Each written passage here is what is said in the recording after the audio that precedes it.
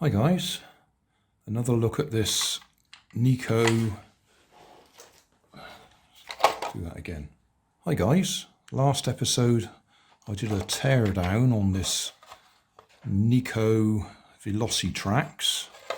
I left the cover off because we're going to look at converting this to hobby grade. Because I don't have a matching transmitter for that 2.4 gigahertz transmitter receiver that's in there. Now I could very easily just swap it for one of my old 27 megahertz receivers, but while I got it apart, I might just as well go the whole hog, give it a proper hobby grade receiver. This one happens to be a Fly Sky covered in blue tack, so I use that to stick it to things. But yeah, that one should work. We'll need two ESCs.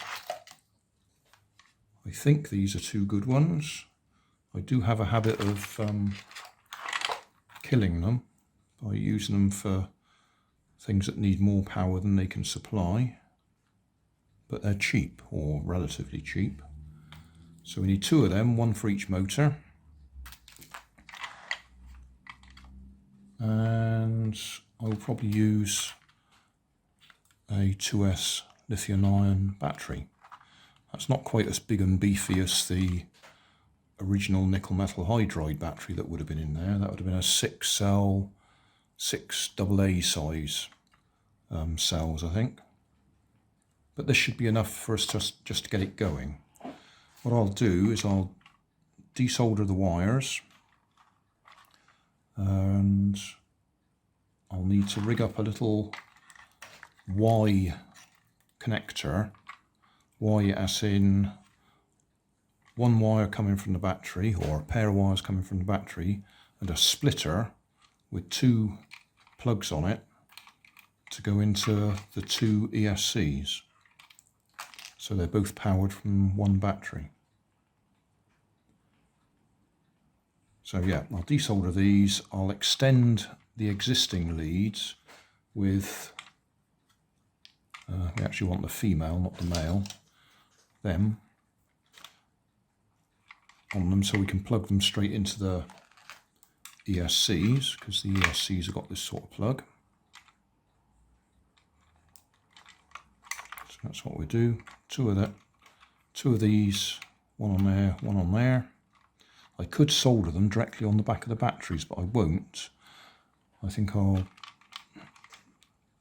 connect them onto the end of these wires. I'll desolder these. In fact, I'll probably just cut them short so I can remember which colours are which. And yeah, we'll do that. I don't think you need to see me soldering it. So to make the video a bit shorter, we'll come back later when it's done. Right, all in place. There's two ESCs there, tucked in beside the motors. I've left all the wires long in case I want to change anything. So I've put a little bit of hot glue there to hold them still. Fly Sky receiver, I think it's the GR3 or something, 3-channel receiver in there. I've also added an on-off switch underneath, which is on the battery feed. So we've got a T-piece or a Y splitter coming off the battery feed to feed the two ESCs. That's why we've got two connectors there. The motor wires are connected there on those two, and then we can switch it all off and on again from there. I haven't actually tried putting the lid back on yet. I'm not quite sure where to stick the aerial either. It needs to go on there somewhere, obviously. But that looks like that's all going to sit down nicely. Oh, there's a bit of plastic goes over the back there, isn't there? Somewhere in that pile. There it is. So that needs to go on there before I put the back, put the top on. We could just give it a little try. I've bound the receiver to my, it's down there at the moment, my FlySky FS T4B, I think that is. It's my oldest one. It's just a straightforward 4-channel, nothing clever transmitter. So I've rigged it up so we've got the 2 sticks on either side. We'll see it in a minute when that's finished charging. 1 stick for the right, 1 stick for the left. Both forwards, it'll go forwards. Both back, it'll go back. Push the right one forwards, it'll turn left. Push the left one forwards, it'll turn right. Push 1 forwards and 1 back and it'll turn really tight.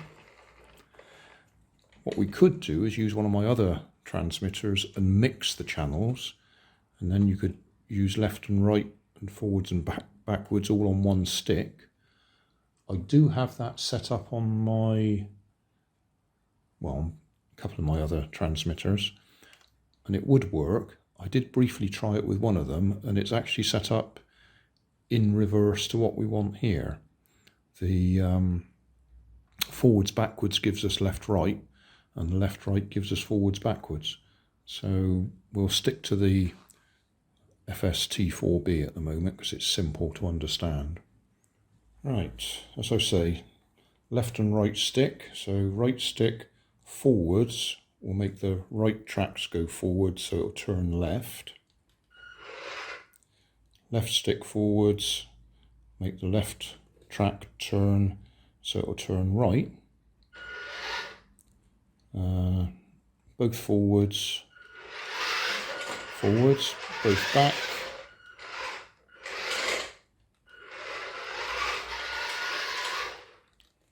I think we need to trim this a little bit.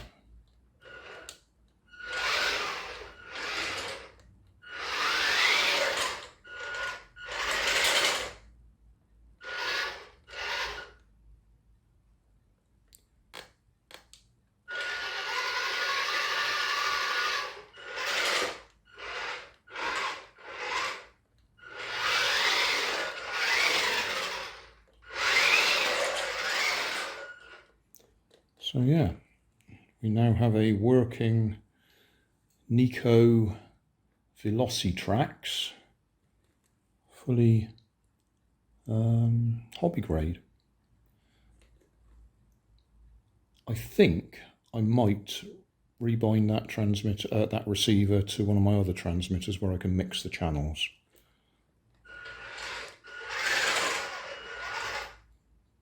Because it'd be a lot easier if you did it all just with 1 stick.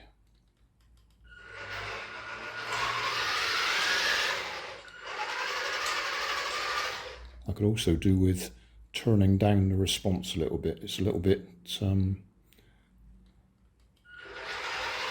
twitchy for me.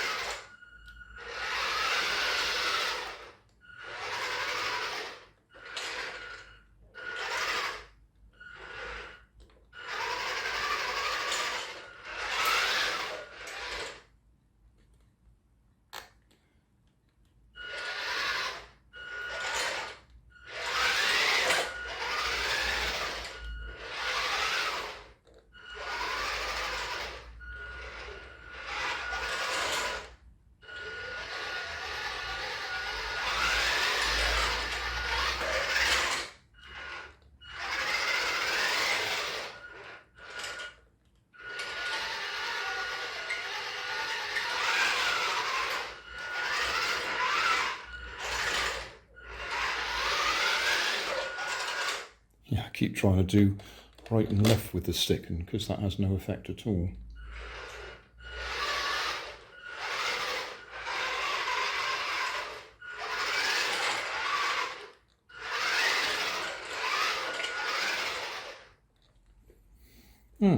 Okay, well that works. Thanks for watching. If you want more information, check down below in the video description. If you like this video, you might like this one up here. And if you want to subscribe, you can check out my channel over here. Up here is my latest video on my channel, and down here is a video playlist associated with the video you've just watched. Thanks again for watching.